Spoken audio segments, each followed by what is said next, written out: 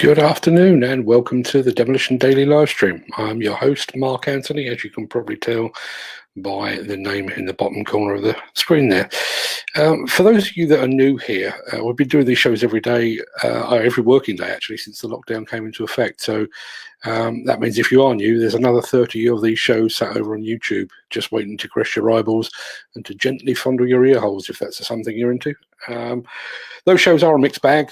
Some of it's just me rambling on. There's quite a few guests there as well, but I can assure you that none of them are quite as sentimental as what is about to follow. So sit back. I hope you enjoy what I've got to say for today.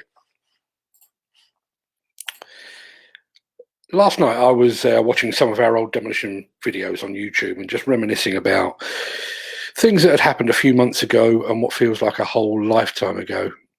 It turns out that was a mistake, because as I lay in bed last night, my mind just started to compile a list of all the tiny, mundane things that I love about what I laughingly call a job. So I thought I'd share them with you today as we look back longingly and teary-eyed to the time before the madness began.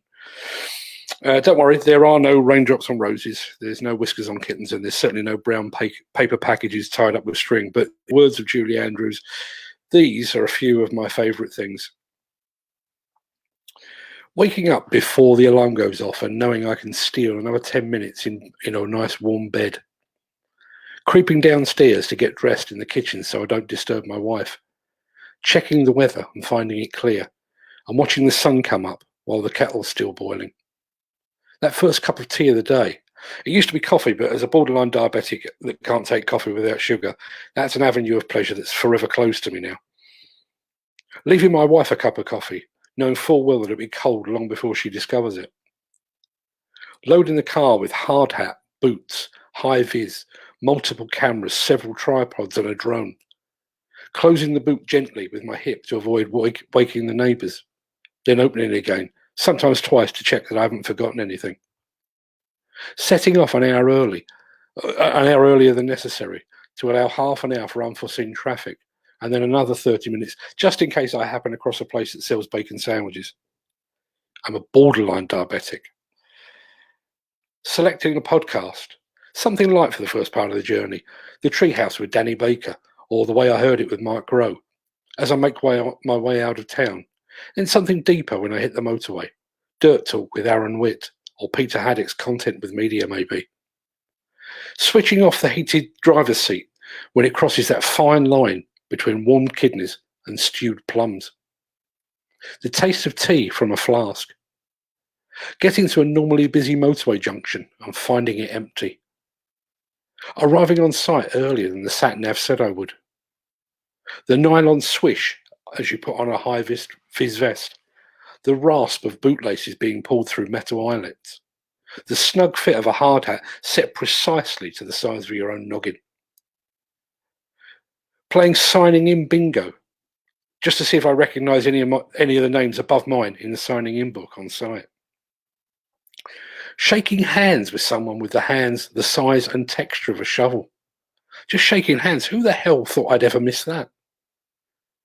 That unique and peculiar smell of a demolition site, a weird mix of dust and mud and diesel and work. The distant sound of a hydraulic breaker. The squeak and squeal of steel excavator tracks on concrete. The noise of a site cabin, a dozen simultaneous conversations, and the booming laughter of a shared joke. Swearing, not as an insult, but for emphasis, or as a term of endearment. The taste of tea from a mug of questionable cleanliness, containing milk of uncertain freshness. The pride in a site manager's eyes as he explains the specific challenges of his site and how he and his team have overcome them. That strange pang of nostalgia when you stumble across some past clue to the building's former life. A discarded child's toy, the remnants of some wallpaper that had literally once been the backdrop of a family's life. That fleeting rainbow captured in the water jet from a dust suppression hose. Trying to level a tripod on an uneven pile of rubble and bricks. Looking through the camera viewfinder, to see a shot that had been perfectly framed entirely by accident, knowing that you just captured the money shot as a huge chunk of building falls to the ground in perfect focus. The frustration of trying to use a camera while wearing sight gloves, but then that pleasing whiff of rubber on your fingers when you take them off. Sitting in the boot of your car, kicking off sight boots, and balancing on one leg while you try to put your normal shoes back on without dipping your socks into the mud.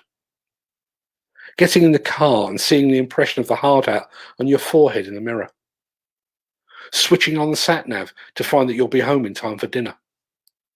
Finding that the tea in the flask is still hot enough to drink. I miss all of these things, and I probably more than I could even have imagined. And in my heart of hearts, I know that there's a lot of those things that I've listed there that may never return, at least not in the same way. But then there's the strangest one of all. I always thought that I was happiest alone, sat in front of a computer keyboard writing, editing video with headphones on, walking the dogs, or sat on a riverbank with a fishing rod in my hand. My wife says I'm unsociable, and she's probably right.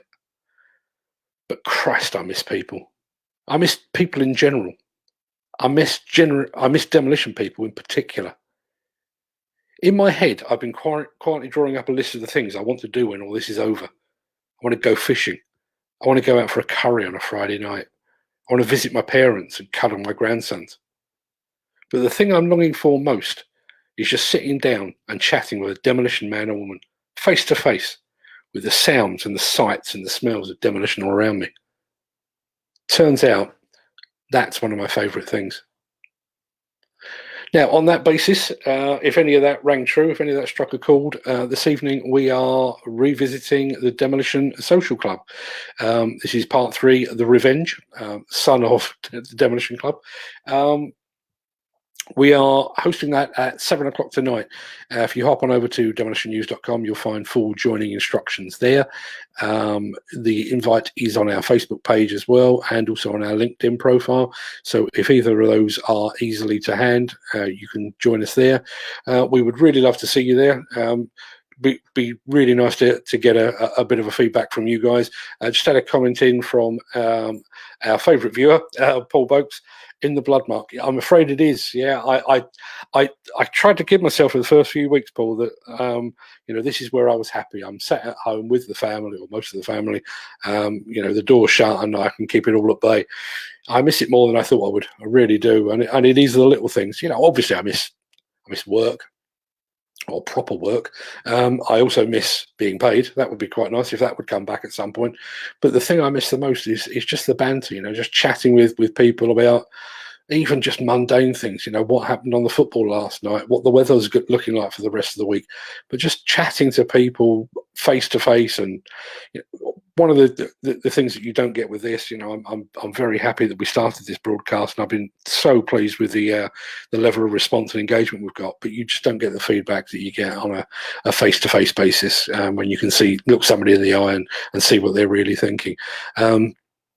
We can slightly replicate that, as I say, on the Demolition Social Club tonight.